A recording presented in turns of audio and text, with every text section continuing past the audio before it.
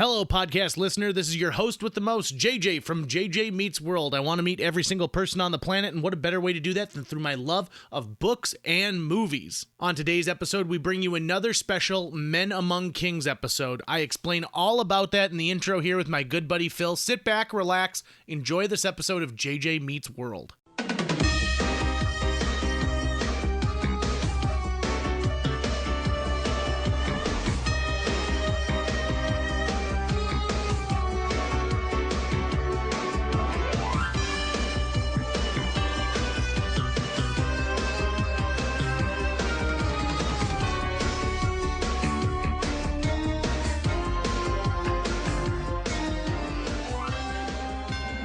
Hello, podcast listener, and welcome to Men Among Kings, a retrospective on Stephen King's film adaptations. I'm one of your hosts, JJ Gordon. I'm Phil Godel, your other host. So, Phil, why are we doing a podcast about Stephen King movies? Well, I am an avid reader, and Stephen King is my favorite author. I've read almost every single thing that Stephen King has ever written. And I also love movies, and I always compare those novels to the movie, and sometimes they're great, sometimes they're bad, but it's always fun to talk about them with somebody else who has seen those or read those things. And I love them. When you think about like the 1980s and you think of 80s horror, you've got the birth of the slasher flick, thanks to Wes Craven. But then you have all of these scary psychological thrillers that came out that are all Stephen King. I mean, I was born in 83, so by the time I was born, Creep Show and The Shining and Carrie, all pretty major hits. Oh, yeah. And then all of a sudden in 83, Cujo, The Dead Zone, Christine. Then 84, Children of the Corn, Firestarter. 85, Cat's Eye, Silver Bullet. 86, Maximum Overdrive. Then Stand By Me. Creep Show 2 is in 87 along with Running Man. And then Pet Sematary in 89. And it just gets further and further. People have won Academy Awards being in some of these pieces. Some have become cult classics. And I'm not just talking about the scary ones. You take like Shawshank Redemption. If that's on TV, I can't not watch it. And they usually air it back to back. Yeah. So I watch it twice. You would be hard pressed to find somebody as prolific as Stephen King is to books and movies nowadays. Think of Michael Jordan. There was a time when Michael Jordan was like, this is the basketball player. Well, since Michael Jordan is retired and everything, there's other people that have come up that are, very high and prolific, but they're still not Michael Jordan.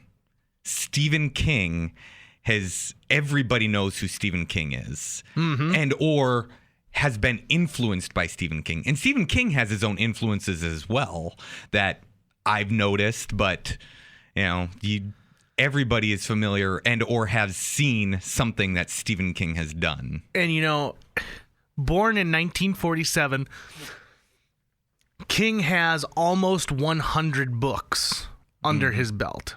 And well more than that for short stories.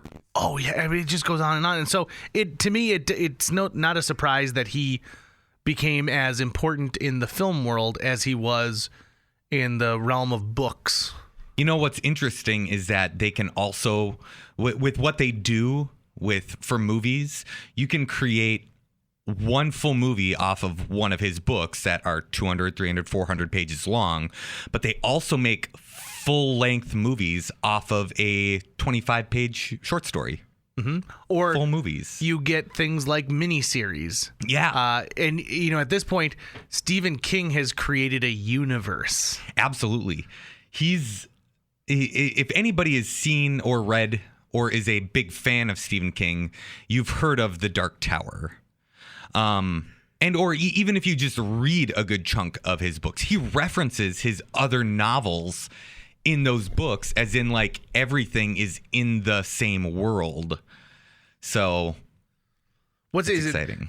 Castle Rock? Is that the Castle Rock was the show that came out, but that Castle Rock was the setting for the Dead Zone, for Cujo, for Needful Things, a plethora of short stories. Do you think in something like take Game of Thrones where they've got Casterly Rock, do you think that that's like George R.R. Martin's wink towards Stephen King in a way? Because a lot of people do work in little tiny winks and nods to Stephen King. Like you said, he's inspired generations of screenwriters and directors, and so of course they'd want to pay homage to the creepiest dude ever. Mm-hmm. In fact, that's in a way, those of you who are familiar with Stephen King know that he wrote under a pseudonym Richard Bachman for a while. The book Thinner, the big reveal, I should say, that made people go, hey, wait, is this Stephen King? Is in the book Thinner, he references, hey, it's not like this is a Stephen King novel in the book. And then people were like, hey, wait a second. Okay. Is this Stephen King? And yeah, he revealed it. As we go forward with this podcast, we're going to choose individual projects. So you take something like It's had a miniseries. It's had a major motion picture that's been split into 2 parts. But we're going to cover each of those individually. Yeah. In fact, there's so many of his properties has been turned into sequels that are not based on his novels. The Rage Carry 2? Yep. But also, many of them have been remade. And so we'll talk about the first film version of Pet Sematary and then the updated version, the reboot of Pet Sematary. I still got to buy that. There's a lot of interesting stuff that we're going to cover through this, and we're going to do some due diligence and talk about the characters and some filming choices. We're going to talk about the fact that by this point, he's been through enough directors. It's not like a single director takes on all of Stephen King's work. No. It's a smattering across the board. You talk about from Rob Reiner to Frank Darabont to people who'd only directed music videos beforehand. It's a very interesting situation. So many actors have done something for Stephen King. So as we get into this, Phil's read a majority of the books. Yeah, almost all of them. I am definitely not going to catch up when it comes to reading the books, but there are a few out there. I've read Misery maybe 4 times. Nice. It's one of my favorites. 11/22/63 you've read. I borrowed that from you to read. Yeah, that's a thick book. It's a good one, though. How many times have you read it? 3 times. And it's like 1,200 pages. The paperback copy that I have is 1,091 pages. Whoa. And I've read it 3 times. Once when I was a teenager, once when I was a little bit older, and then once again when I was older still. So you'll have Phil can give you an analysis from page to screen. I'll talk about things that I notice as far as being a young film lover and watching these movies on VHS and on cable and growing up with that and the influence it's had in popular culture. Yeah. It's no surprise that when Stephen King has a movie that really just captures the imagination, all of a sudden they go back to his, catalog and they're like, oh, well, what other Stephen King can we adapt now? What can we make happen? Or they compare it to previous Stephen King things. I will completely admit I am not going to reread every single thing before we review the movie, but we will watch the movie before we will rewatch the movie before talking about it. And I take notes. Yes, so do I. Oh, and I do look up a summary because some of these books, it's been quite a while since I've read it. But like I've only read a lot of Stephen King books I've read multiple times, but there are some that I've only read once. I've only read The Dead Zone once, and that was the very first Stephen King book that I read when I was 14 years old. Some critics have said that Stephen King doesn't really understand how to end a book. That he's got really great subject matter, and 4/5 of the way through, all of a sudden, it just changes, and it's sort of like, this is the end, bump, bump, bump. Yeah. Or he drags out an ending too far, where the story is trying to wrap done. it all up. Yeah, and it just keeps going and going and going.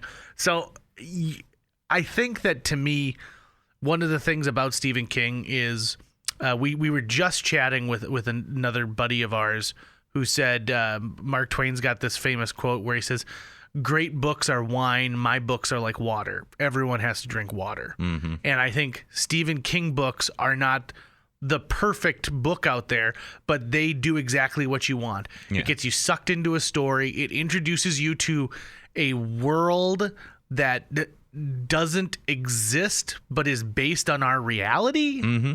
And those are the interesting elements that I think people can be drawn to, as well as the fact that, I mean, after you watch that first Pet Sematary movie, every time you hear a character from Maine talk, you sort of want to get into don't go down that road. Yeah. In Come fact, on, Dennis. if you, he has a thing after each book, he like addresses the audience, kind of like an afterword. And he addresses his audience as constant reader because so many people are constant readers. And Stephen King really does his due diligence on research into a lot of the science and stuff, like, well, what would happen if this giant dome was put around a town? What would the pollution be like? What would, this? What would all these little things?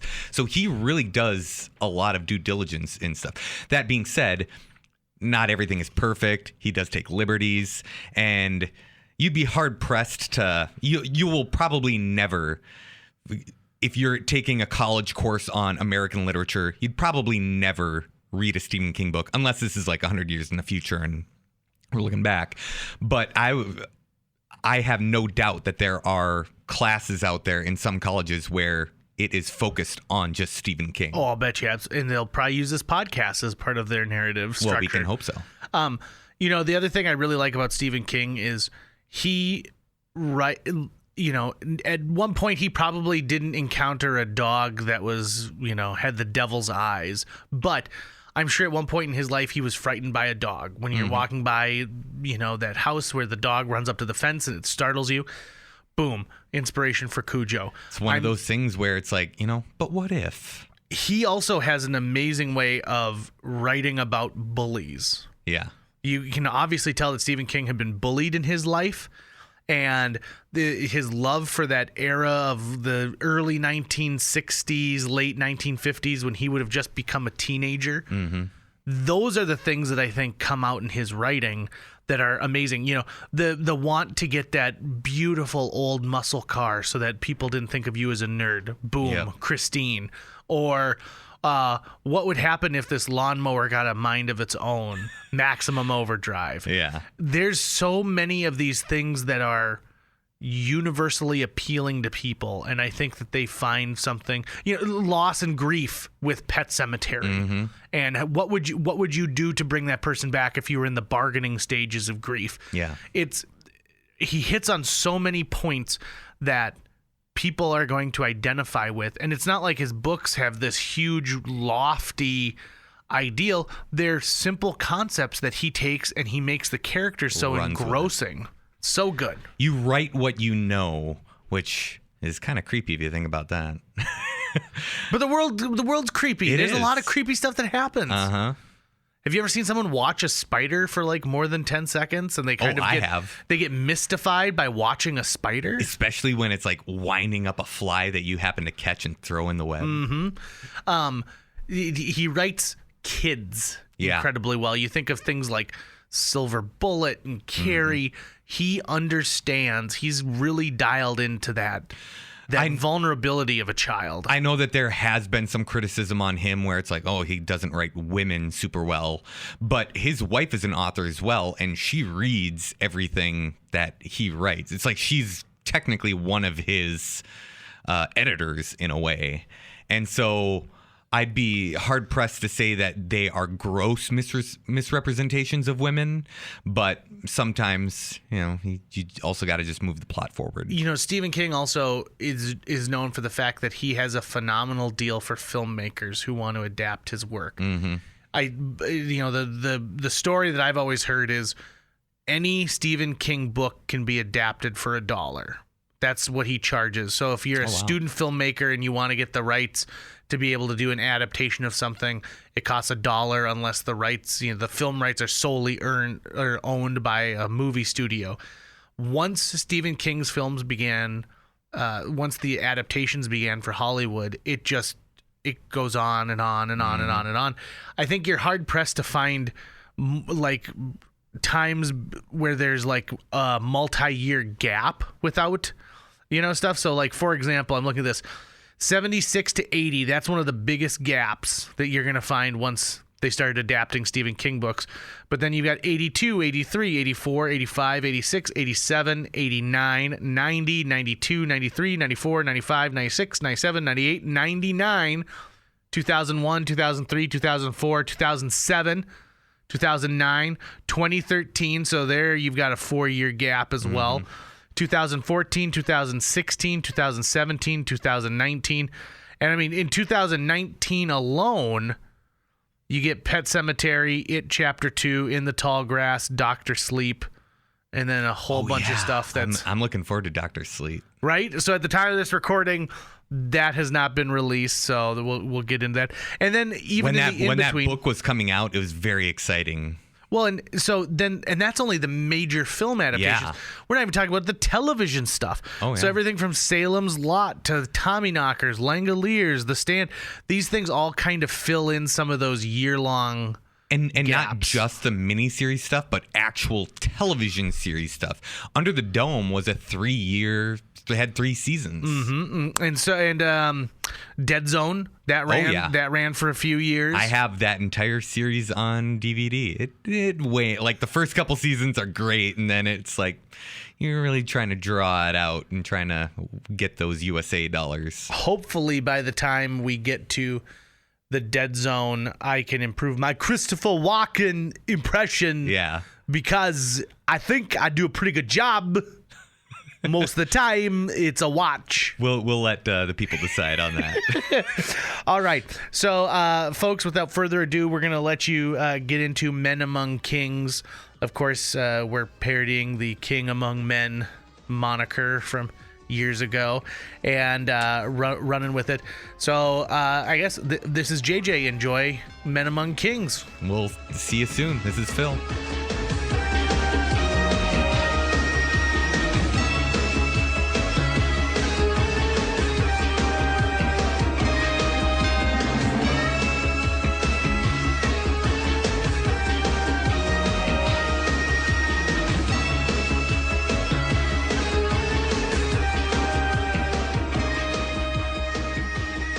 Welcome back to more... Wait, hold on. Let me just send this to you with my mind. Okay, and if you didn't catch that, I said welcome back to Men Among Kings. We are talking about The Shining, both the Shining film starring Jack Nicholson, Shelley Duvall, as well as the miniseries starring Steven Weber and Rebecca De Mornay, as well as some hedge animals. Phil Godel is with me as always. I'm JJ Gordon, Men Among Kings. It is a Stephen King from page to screen analysis. We take his most famous works and talk about how well did they adapt this when it came to a movie or television version. I'm going to tell you right off the bat, this is probably one of the most hotly debated Stephen King adaptations because the Stanley Kubrick version of The Shining is thought of as one of the greatest films of all time. Sid Meier's Very highly regarded. Yes. But King was extremely vocal about how much he disliked this adaptation of his work. So much so that it's almost 25 years later, I think, they make a TV miniseries that is supposed to be much more akin to what Stephen King wrote. He even cameos in that one. And unfortunately, it did not grab the attention of people the way... Not as highly regarded. Yeah. So, but he loves it, right? So, because he loves it as a more faithful adaptation. Phil, I imagine you've been watching the Stanley Kubrick Shining for a long time. Yeah, I remember watching it. I don't remember how old I was. I definitely shouldn't have been watching it. How old I was? I was probably 8. So let me ask, I'm assuming you saw the movie before you read the book. Oh, yeah, absolutely. And that probably didn't happen with a lot of Stephen King stuff, right? You mostly read the book before you saw the movie, I'd imagine. It depends on them. There's some that I was like, oh, hey, I remember seeing that movie, so then I wanted to read that book. But then there's plenty. Once I was old enough to start reading those books, then I just started devouring them well before the movie came out. Okay, so before we get too deep, we're going to do the plot synopsis. But Phil, you've chosen specifically, since we're technically talking about Stephen King's The Shining, the book, Stephen King's The Shining by the major motion picture released in, was it 1980, 1979? So, I can't remember. The Jack Nicholson version. The Kubrick version. The Kubrick version, as well as the 90s television miniseries. I believe it was 2000. Oh, was it 2000? I think so. Oh, okay. What did you end up choosing for our plot summary? I'm going to give you the plot summary of the Kubrick version. Oh, okay, fantastic. Because that was the first movie of The Shining that came out. Okay, tell us all about the Torrance family. All right. School teacher turned writer Jack Torrance arrives at the remote Overlook Hotel in the Rocky Mountains to be interviewed for the position of winter caretaker. The hotel, built on the site of a Native American burial ground, closes during the snowed-in months. Once hired, Jack plans to use the hotel's solitude to write. Manager Stuart Allman tells Jack about the hotel's history and warns him about its reputation. A previous caretaker, Charles Grady, supposedly developed cabin fever and killed his family and himself. Despite the troubling story, Jack is impressed with the hotel and gets the job. In Boulder, Jack's son, Danny, has a terrifying premonition about the hotel. And Jack's wife, Wendy, tells a doctor about Danny's imaginary friend, Tony. When the family moves into the hotel on closing day, head chef Dick Halloran surprises Danny by telepathically offering him ice cream. Halloran explains to Danny that he and his grandmother shared this telepathic ability, which he calls shining. Halloran tells Danny that the hotel has a shine to it along with many memories, not all of which are good. He tells Danny to stay away from room 237. A month passes while Jack's writing goes nowhere. Danny and Wendy explore the hotel's hedge maze, and Halloran goes to Florida. Wendy learns that the phone lines are out due to heavy snowfall, and Danny has frightening visions. Jack behaves strangely and becomes prone to violent outbursts. Danny's curiosity about room 237 overcomes him when he sees the room's door open. Later, Wendy finds Jack screaming during a nightmare while asleep at his typewriter. After she awakens him, Jack says he dreamed that he killed her and Danny. Danny arrives visibly traumatized and bruised. Wendy accuses Jack of abusing him, which Jack denies. Jack wanders into the hotel's gold room and meets a ghostly bartender named Lloyd, to whom he complains about his marriage. Wendy tells Jack that Danny told her a crazy woman in room 237 attempted to strangle him. Jack investigates room 237 and encounters a dead woman's ghost, but he tells Wendy that he saw nothing. Wendy and Jack argue over whether Danny should be removed from the hotel, and Jack angrily returns to the gold room, now filled with ghosts and attending a ball. While participating, he meets the ghost of Grady, who tells Jack that he must correct his wife and child, and that Danny has reached out to Halloran using his talent. Halloran grows concerned about what's going on at the hotel and flies back to Colorado. Danny calls out Red Drum and goes into another trance, referring to himself as Tony. While searching for Jack, Wendy discovers that her now deranged husband has been typing pages filled with the phrase, "All work and no play makes Jack a dull boy." She begs Jack to leave the hotel with Danny, but he threatens her. Wendy knocks him unconscious with a baseball bat and locks him in the kitchen pantry.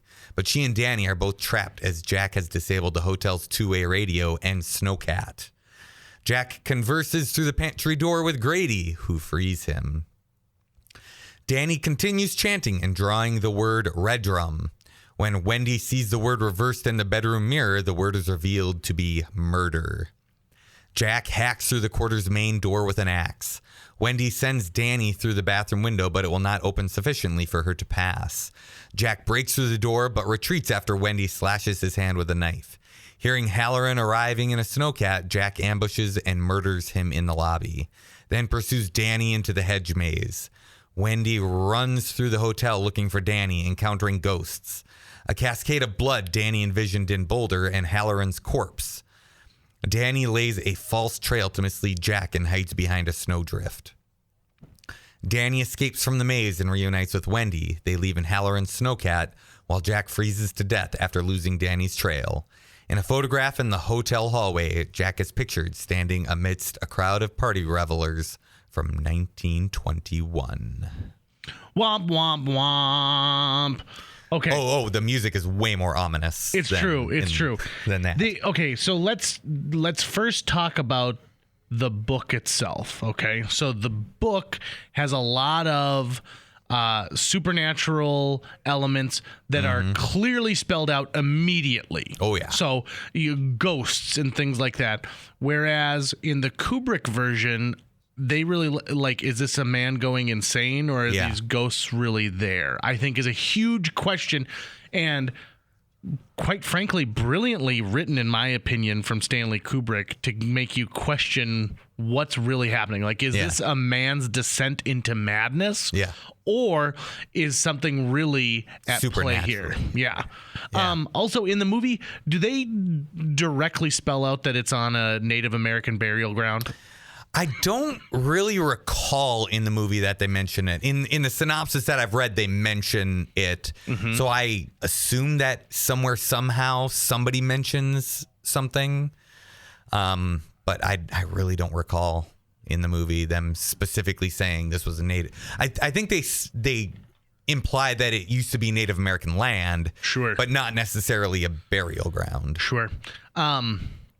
Okay, Phil, I don't even know where we're going to really start on this one. I know. So let's just start digging in. And I'll say this.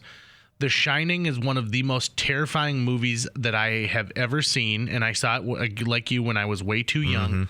But I also probably have read more about the making of The Shining than almost any other movie because it is incredibly well documented. Yeah. There are documentaries about it. There's conspiracy theories about it. And it's kind of fabled as far as like the art direction of the movie itself. So, for example, when you think of the carpeting from The Shining, you can envision it. I've got a picture in my head right now. I've got a necktie that I got from a friend that is that pattern. When he's riding his big wheel and he goes from carpet to hardwood, carpet to hardwood, carpet to hardwood.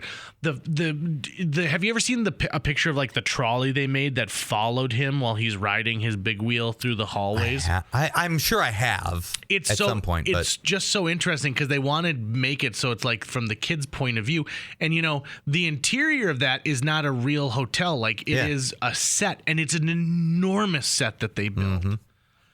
I think I remember seeing a picture of like a layout of where Danny like travels in the hotel, like a little map of where he goes in all of those shots. And, you know, even though Stephen King didn't like it and story wise, I semi agree in some aspects.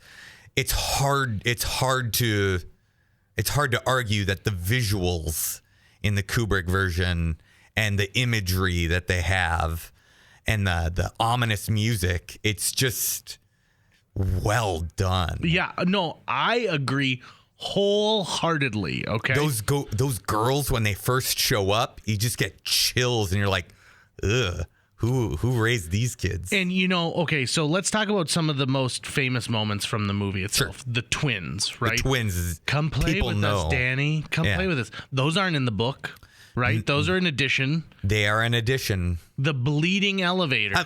The girls are technically, they mention the girls, but they're not ghosts. Yeah, Danny doesn't have this weird sighting. No, he doesn't. The bleeding elevator, not into the book. Not in the book. That became super iconic. Extremely iconic. The famous all work and no play makes Jack a dull boy. Everybody knows that. Not in the book. Nope. It's a part of the movie.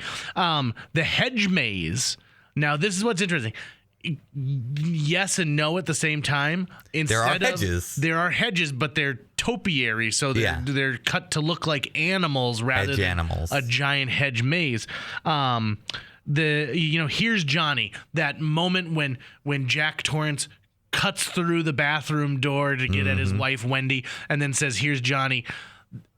Croquet plays a much bigger part in the book, and they don't even bother to mention it in the movie. Which I don't believe is called croquet. It's just like croquet, but it's called roque or something like that. It's like a bigger version of croquet. Exactly. Like, right? So Let's call it Colorado croquet, I think. Yeah, and so it's like the little tiny mallet that you'd normally have in croquet. You got a big mallet. Right, exactly. I find it to be very intriguing. Yeah. That some of the most iconic things and the things that we look at the most were not actually in the book, but were part of Stanley Kubrick and his team's creations for this. And maybe that's part of where Stephen King, why he doesn't like this, is because no one really talks about his story elements as being their favorite part. They talk about something somebody else. It would be tough for me. If I wrote this book, if I wrote The Shining, and then all of a sudden I'm not getting the acclaim because of something like that, that'd be a tough pill for me to swallow. No lie. Yeah, for sure. Okay, so when it comes to the movie itself, here are a couple of things that I just want to throw out there. It terrifies me, the idea that you would be trapped somewhere. So, you know, and this must have been something that actually happened, where people if you were in a mountainous area, you had a caretaker who would take care of the place during the winter, because if a window got smashed in a storm, you don't want to come back in the spring and find out that a bunch of raccoons have moved in and there's a possum in every, It's a huge undertaking to get it back up to speed. Right. And yeah, that caretaker, they got to be there for the long haul. I'm sure they're pretty accurate in the, hey, look at all of these groceries and canned food. Right. You're going to be snowed in. There's no way to get out of here, but you are square. I always while thought you're here. There was a lack of clearly, you know, so much of The Shining. I mean, 99% of The Shining takes place at the Overlook Hotel.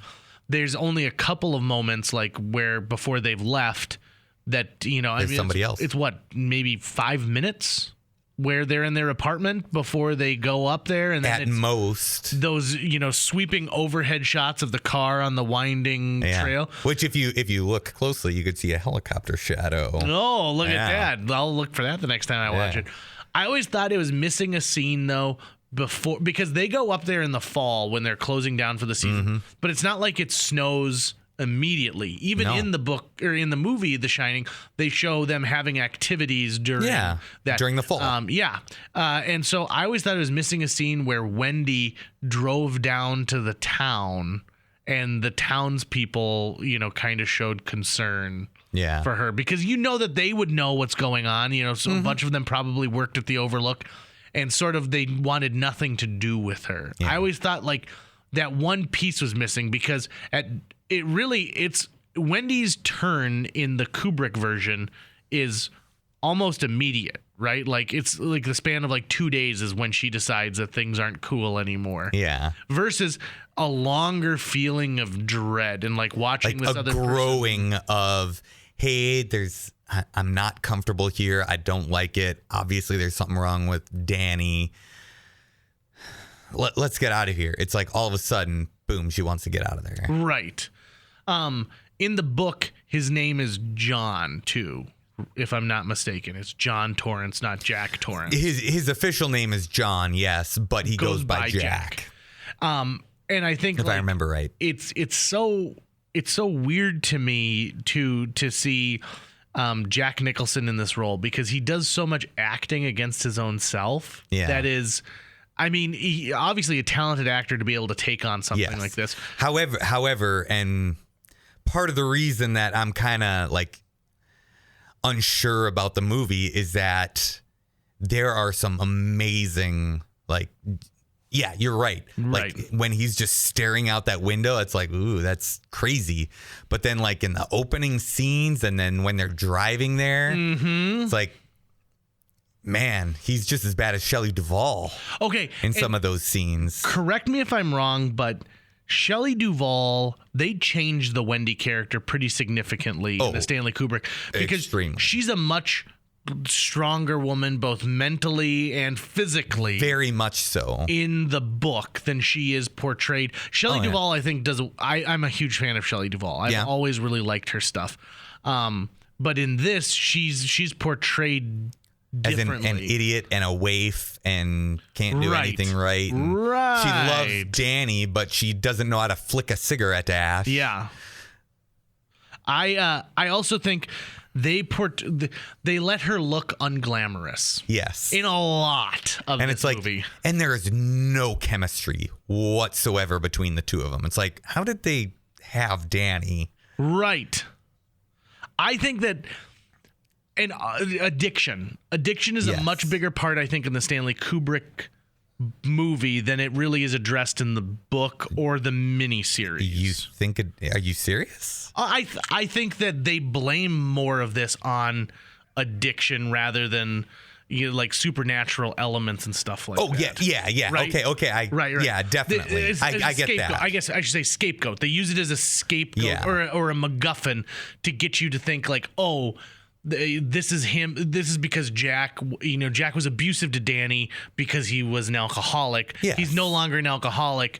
And so, so that ties into that aspect of it. So I could see that where instead of like in the book and in the miniseries there, it's more of a supernatural is the evil. And yes, there's alcoholism is there, but that's not necessarily, it's a tool right for the supernatural that it uses against Jack instead of, well, this happened because he's a drunk. Right. And I think one of the interesting aspects is, one of the reasons that he takes this job is to keep himself from being tempted by alcohol.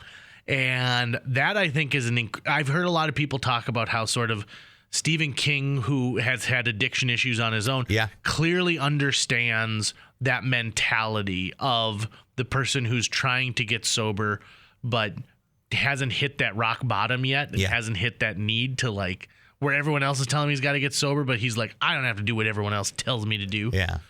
I can control it. Right. Control. Big aspect in this, right? Control over Mother Nature, control over his surroundings, control over his family. One of the things, and the reason why I disagreed with you on the whole alcoholism aspect is because it does take, it's a big thing in the book and in the miniseries too with his alcoholism.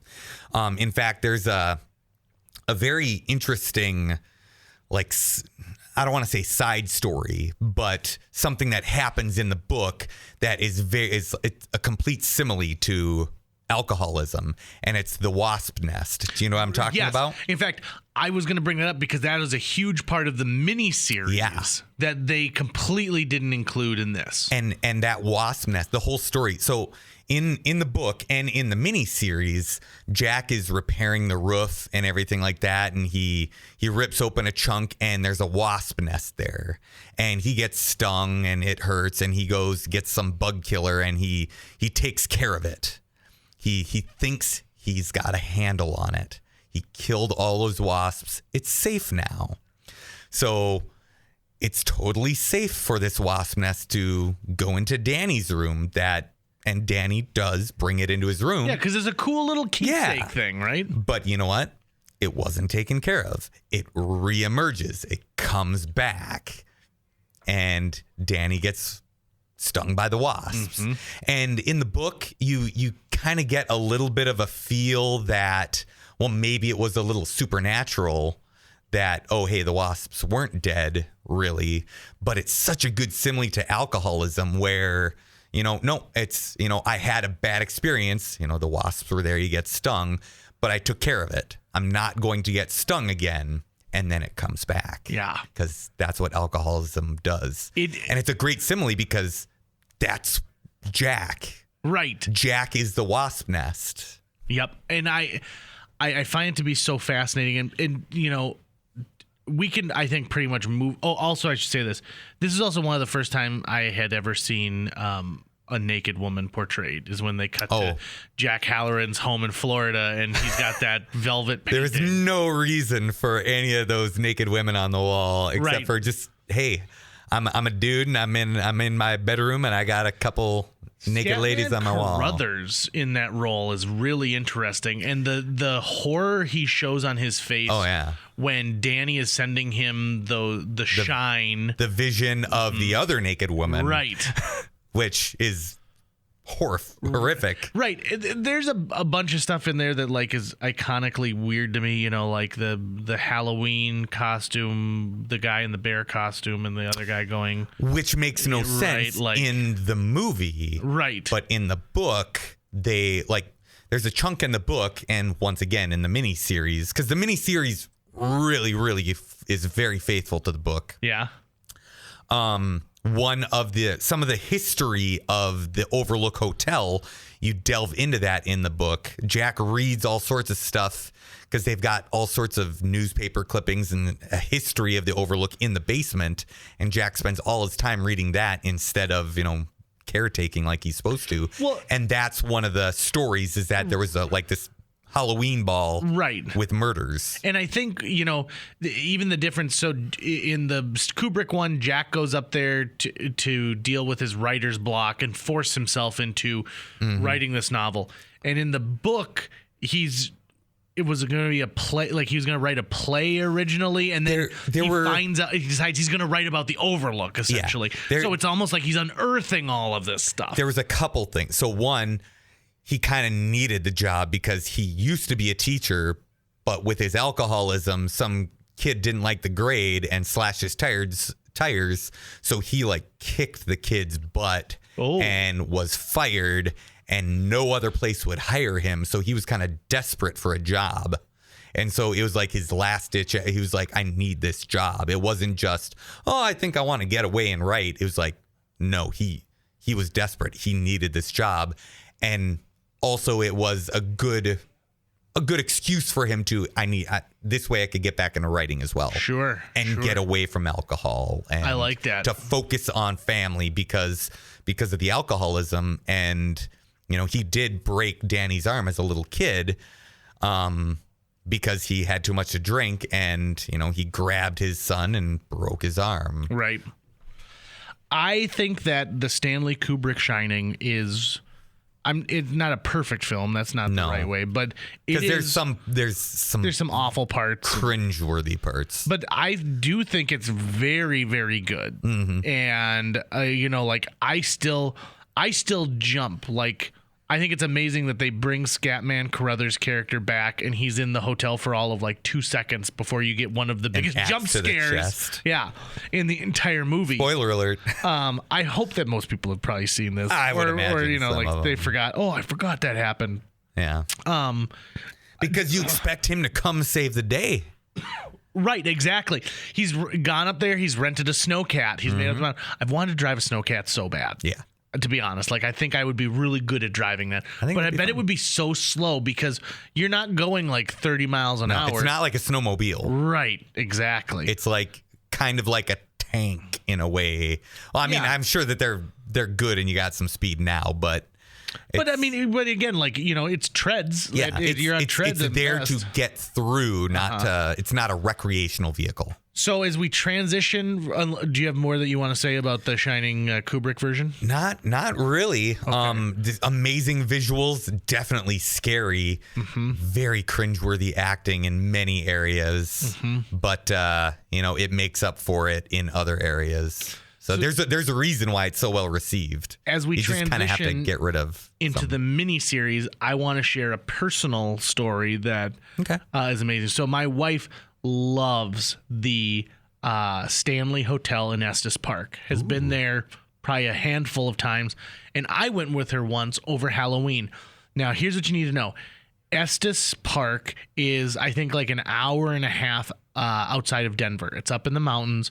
It is a small mountain town, and the Stanley Hotel, which is built into the side of the mountain. So if you go into the basement, half of it is the rock side of the mountain, and the other half is drywall.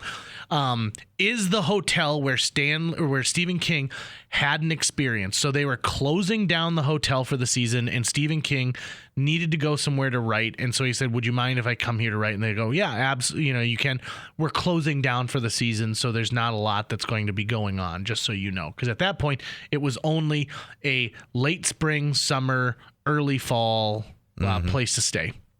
And so Stephen King describes, essentially having this giant hotel and lodge all to himself. And he walks into this ballroom, and there's a party going on. He's like, I thought they said there weren't going to be anybody here.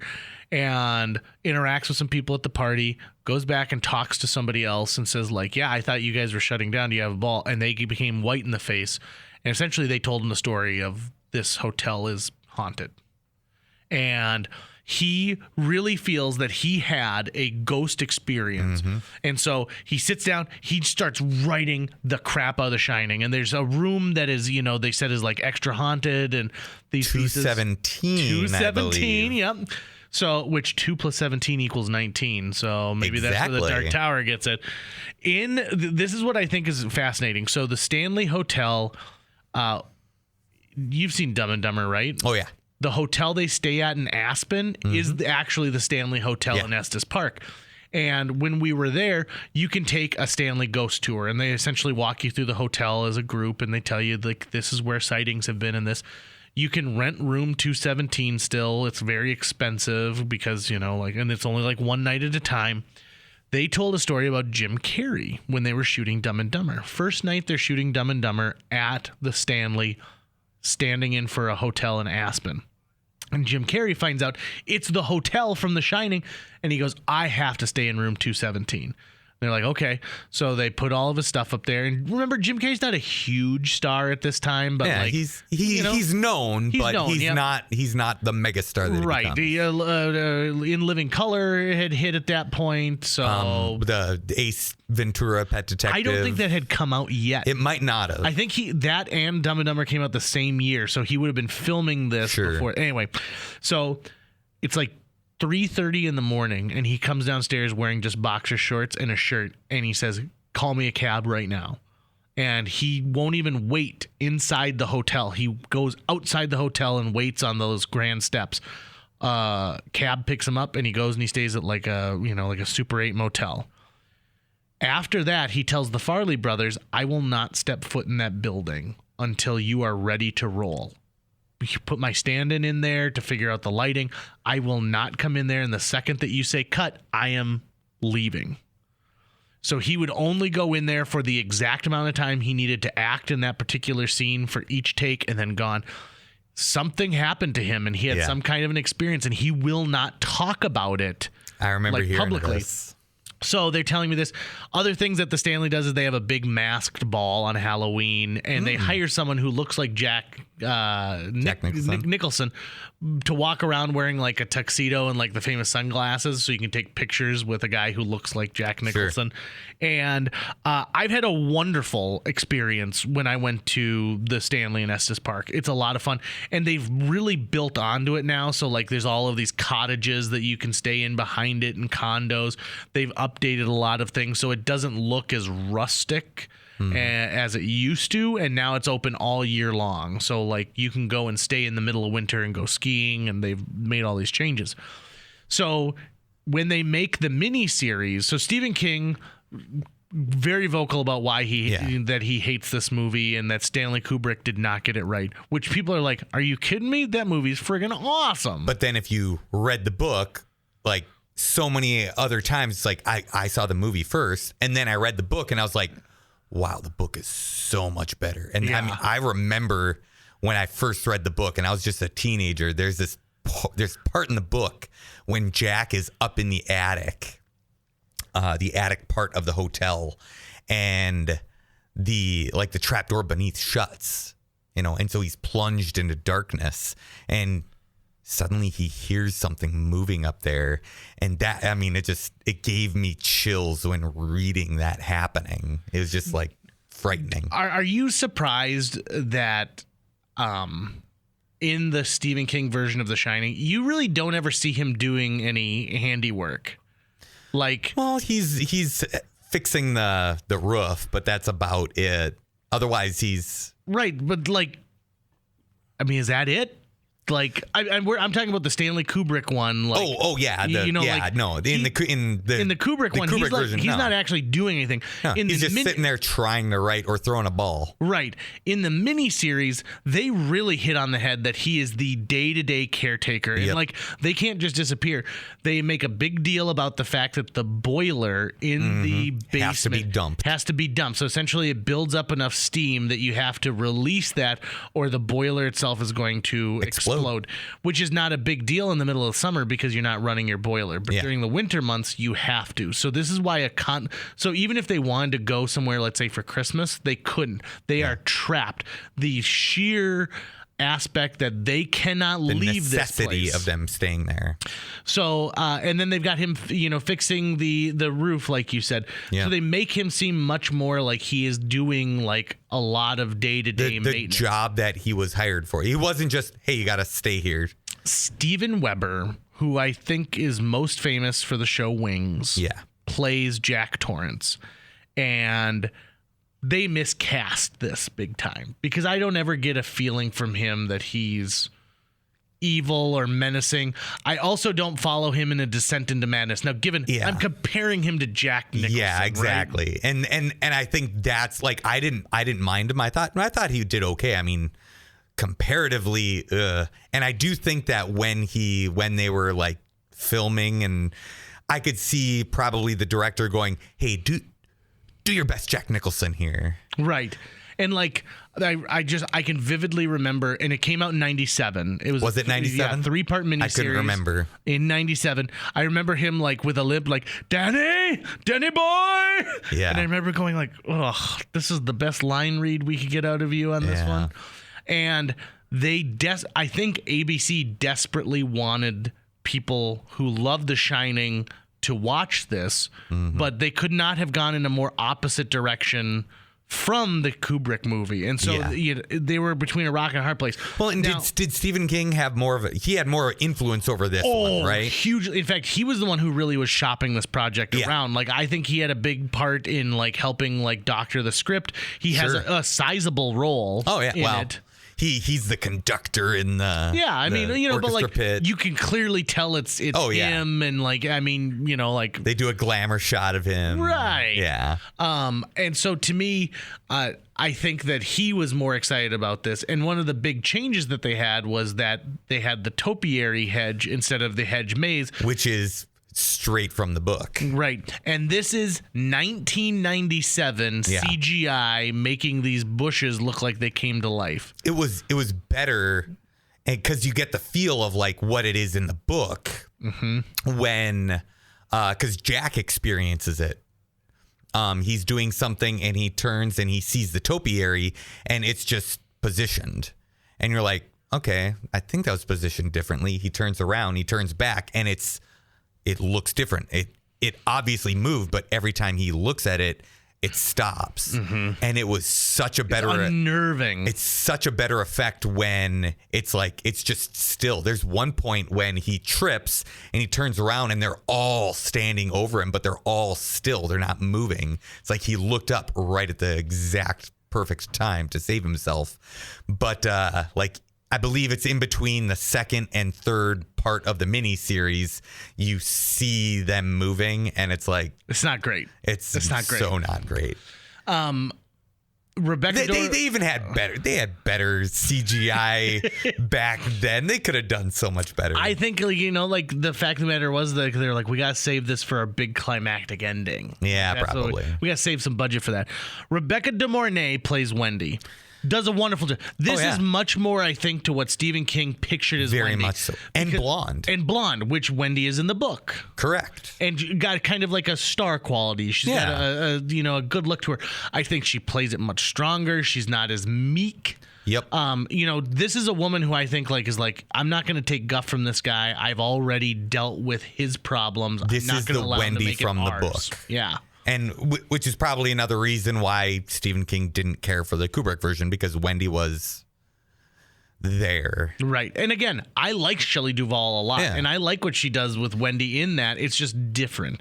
I do remember reading somewhere where Kubrick was not kind. No. So, in fact, Shelley Duvall has since retired to like a small city in Santa Fe or in New Mexico outside of Santa Fe. And the town's protective of her. And like he was so cruel to her in the filming of this that it caused trauma for her that she's still dealing with today. Let's talk about the worst casting of all. The little boy. The kid who plays Danny in the Shining miniseries. Weird buck tooth, like my mouth is always open. And this kid was in, I think he played in the Little Rascals movie that came out. I know he was in, was it Tom and Huck? Yes, He was where in he Tom played the Huck as cousin. the- He played yeah. played Tom Sawyer's cousin. Yeah, that was the only thing I remember my seeing God. him before. Every way the kid says every word that he can think of, and it just is so And there's bad. some lines that are just terrible. Where it's like kissing. That's Right. what I've been missing. Yeah. It's like, ugh. Right. And then they're like, we love that line so much, we're going to bring it back later on. I know. There's no There is chemistry. there is one thing that I was like, that's a good way to get around it, and it's when Steven Weber lifts up his 3 fingers and he says, "Read between the lines" Yeah. to like somebody who's driving by. It's like, oh, he's flicking a guy off, but you can't show that on television, On network TV. But if you say those and you have 3 fingers up, it's a good way to get around it. There's no chemistry between any of these 3 Not people. really. Like Rebecca De Mornay does not seem like this kid's mom. They don't seem like a couple. He certainly doesn't seem like a father. It just doesn't play out. I kind of want to know, like, did you at one point decide we're just going to throw 3 random people in there and hope that everything turns out all right? Well, maybe they were like, well, the chemistry in the first one was terrible. We could just keep that going. Oh my God. What did you think of the character of Jack Halloran in this? Jack Halloran? Or I'm sorry, Halloran. Dick Halloran. Yeah. Who plays him? It's Martin Van Peebles, Yep, isn't it? Yeah. I think he does a good job. I think so too. I think that was going to he's be not- the role that like was tough because it was so iconic. Yeah. It's a little meatier than the Scatman Crothers Dick Halloran, because, you know, he has more interaction with Danny and talking about his grandmother, and he hit me with a blast, and they focus on him a little bit more when he's trying to get back to the hotel. Yeah, the sort of the race. Yeah. And like, because and the race for him to get back to the hotel reminds me a little bit of in the Pet Cemetery movie of Pascal trying to like stop these hurdles that are being put, it's like I can't, like he's trying to stop the wife from getting back. Remember, like, and all these hurdles keep being put up. Yep. And so I kind of had that same sense of urgency, and like the ghosts are trying to stop him from getting there. They also make a much bigger deal about how these ghosts are like more or less consuming. Like, it is a beacon to people who shine, because it's almost like they feed on that energy. Yeah. It's the ghosts and the spirit, whatever it is, that energy, it increases its power because it's feeding off of Danny. Yeah. Now, Dick he's powerful. And funny little note, Dick Halloran, I can't remember if I mentioned this when we talked about It, but he makes an appearance in the book of It. Oh, really? Yeah, as a young man. Because it's set back in the 50s, right? Well, I mean, in the book of It, they talk about some of the occurrences that have happened in the past, and the I think it's called the Black Spot. When the Black Spot burnt down, Dick Halloran was there in Derry. Oh, interesting. Yeah, so the character has been around a little bit. Again, that Stephen King like multiverse, like bringing all these things together in a giant thing. And the SKU, right? One, like, he's done a good job with like the Castle Rock series, where they're trying to incorporate these things together and to be a piece of it. But yeah, I think it was a great cast, great performance by Martin Van Peebles to be Dick Halloran. I think, and he lives. But I think the biggest thing that pisses me off about the miniseries is they redeem Jack Torrance at the end. He's gone completely nuts. Yep. And Wendy and Danny are rescued, and Danny turns around in the Snowcat and says he forgot to dump the boiler, and essentially Jack, it's not like he lets them go, but once they get away from him, it's almost like he sobers up and he realizes, like, oh my God, like, what have I done? What am I doing? Almost like Danny is as soon as you take that psychic energy away, all of a sudden now he gets back to where he needs to be. Yeah. And he lets the boiler explode. Yeah. So that he can destroy the Overlook. So in the book, that does happen in the aspect of he does forget the boiler. The Overlook forgot the boiler because they were so the hotel was so concerned about getting Danny and using Jack. But there was no, like in the book, there was no Jack left. Jack Torrance was gone, and it was his body, but the Overlook totally had him. And so like a possession. Yeah, essentially, yeah. And so Danny, to get away, is like, my daddy forgot the boiler. And then the Overlook was like, oh no. And so, that's absolutely accurate, where it is like, oh no, this is going to explode if I don't stop it. And so he runs away instead of focusing on Danny. Except that there's no, hey, I'm dumping the boiler. Okay, everything's going to be good. And then Jack returns and then he closes it. None of that happens. He doesn't get there in time before the Overlook explodes. Right. In the book. And I feel like in the miniseries, they were like, well, we're going to let him be a good guy. Yeah. We're going to let him like have this change of heart. They explain it enough in the book to know that this is not Jack. Jack is not the bad guy. Jack is a victim of the Overlook Hotel. And I feel like in the miniseries, they wanted to kind of give you that sense without an inner monologue going, oh, I know it's not really Jack. Yeah. Or something. Yeah, I in fact, I remember watching that when I was, like at that point, I would have been 14 years old watching the thing and going like, come on. There is an aspect that I didn't like in the movie, in the miniseries per se, and that's when you see Danny older and graduating and you realize, wait, Tony is Danny older. Yeah. They mention it in the book that he has a realization that this is me in the future, is Tony. But how are you going to get that across in a movie to just, oh, hey, I realize Tony is me as a teenager or as an adult? Yeah, immediately after The Shining came out, there was talk about like, is there going to be a sequel? Right? Are there more stories to tell? Because in the Kubrick version, our last visual is a frozen to death Jack Nicholson, right? Which has become one of the most memed images on the internet at this point. And North Dakota. You're right. I think a lot of people wanted this sequel. They wanted a sequel.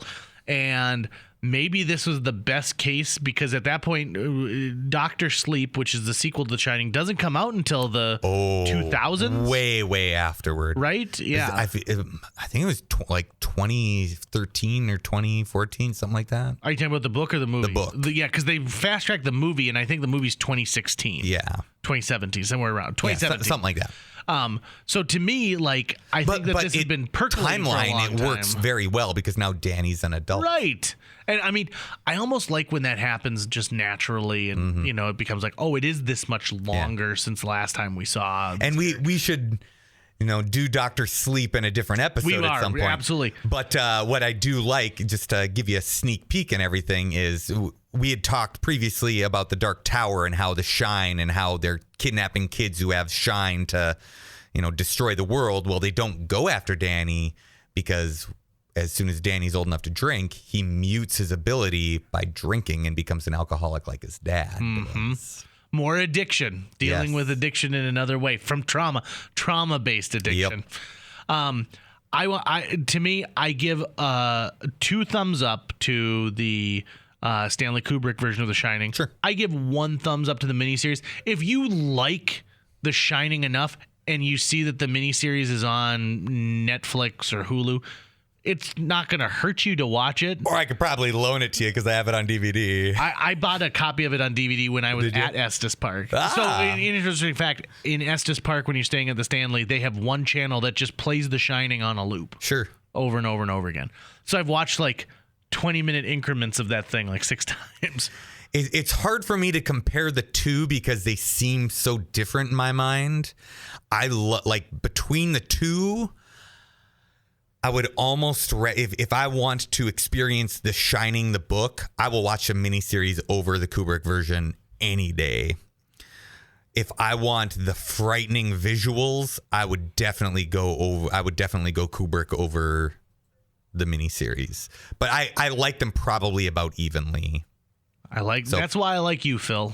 Is that you're gonna see what the mood strikes you and go for what you like. And the book is amazing. If you haven't read The Shining but have seen the movies, read the book. The book is fantastic. The Shining, a longer Stephen King book, or no? It's decent. It's decent. It's like maybe close to 300 pages. And if it scares you, put it in the freezer. Oh, well, it's a little Friends reference there. Yeah. Don't forget to dump the boiler. Don't forget to dump the boiler. Yeah, we definitely will cover Dr. Sleep at some point because I think it's just logical. But for Men Among Kings, a Stephen King retrospective looking at the difference from page to screen to the small screen in this case, I'm JJ. I'm Phil.